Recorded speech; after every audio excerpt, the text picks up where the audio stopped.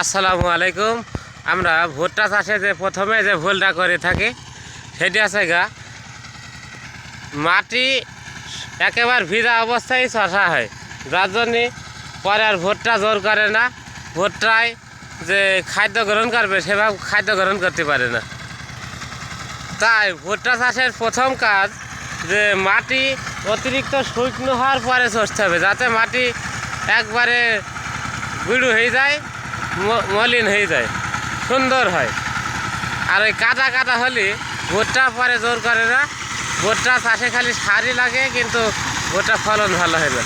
আমার এই জমিতে মাটি একেবারে শুকিয়ে হাড় হয়ে গেছে, এই সময় এই যে একেবারে হাড় হয়ে গেছে, মাটি ভাঙছে না আর এই মাটি ছোটো করতে হবে। আর রস নিকো, রস থাকলে এইভাবে টিপন মারলে ঝুরু হয়ে যায়।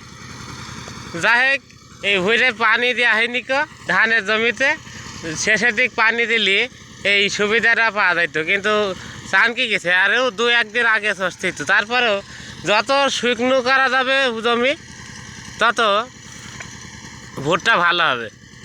আলহামদুলিল্লাহ যে এই জমিটা সময় মতন আসি হেরো পাওয়া গেল, এখন চাষ করি ভুট্টা লাগানোর জন্য রেডি হচ্ছে।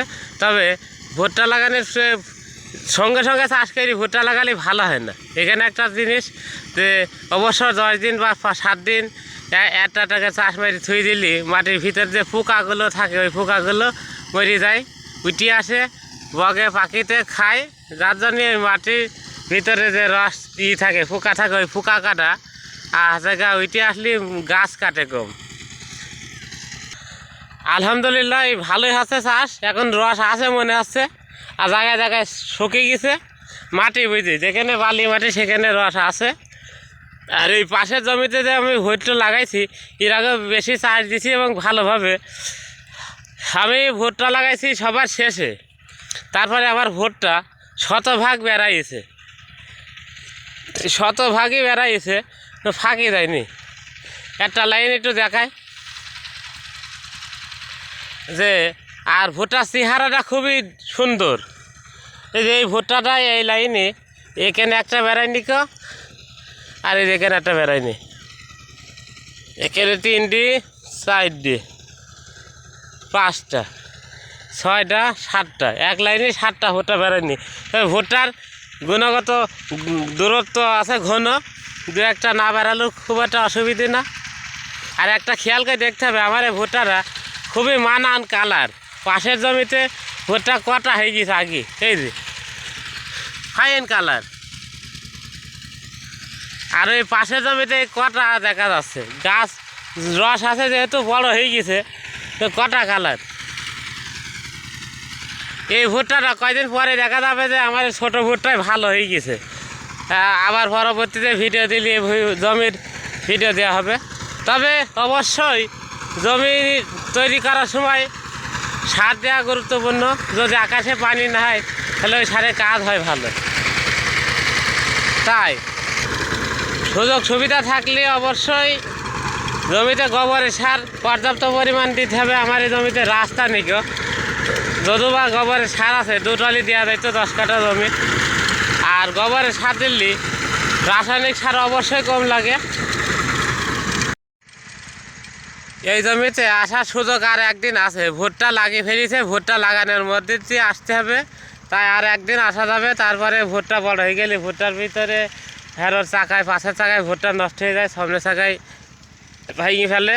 তাই আর একদিন আসি, 4-5 দিন পরে আসি, চাষ করি মই দিয়ে রেখে যাবো, তারপরে ভুট্টা লাগাবো। আমি ভুট্টা লাগাচ্ছি মারজানা ভুট্টা বর্তমানে। এই ভুট্টাটা ভালোই বেড়ায়, ফলন কেমন হয় তা জানিনি এখন বর্তমানে। আর এই জমিতে 207 জাতের ধান ছিল, ধানটা মাশাআল্লাহ ভালো হয়েছে।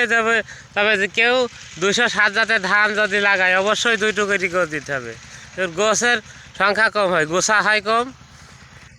ভুট্টা লাগাতে হলে অবশ্যই ছোটো মাটি করে মই দিয়ে রেখে ভুট্টা লাগাতে হবে। ভুট্টার যদি রস না থাকে তাহলে বেরাবে না, সেদিকেও খেয়াল রাখতে হবে।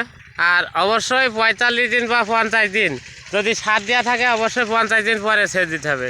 30 দিন পরে সার দিলি বা সেচ দিলি, সার একসাথে দিলে ওই ভুট্টাটা পরে জোর করে না, ভুট্টা ভালো হয় না। আজ 18ই অগ্রহায়ণ 29শে নভেম্বর 2025। আসসালামু আলাইকুম। মাটি তৈরির ক্ষেত্রে যে জিনিসটা খুবই গুরুত্বপূর্ণ, জমিতে রস থাকলে মাটি আটা হয় এবং মুইটু মারলে সেই মুইটু মারলে জমি যায়, আর শক্ত হলে চাষ করার সময় ভাঙে না। আর এমন একটা মাটি হতে হবে যে এইভাবে চাপ দিলে একলাই মিলন হয়ে যাবে। এইটি আছে গা চাষের উপযুক্ত জমি, বিশেষ করে ভুট্টা লাগানোর জন্যে। এই যে ভিতরে যে একেবারে ভেঙে যাচ্ছে।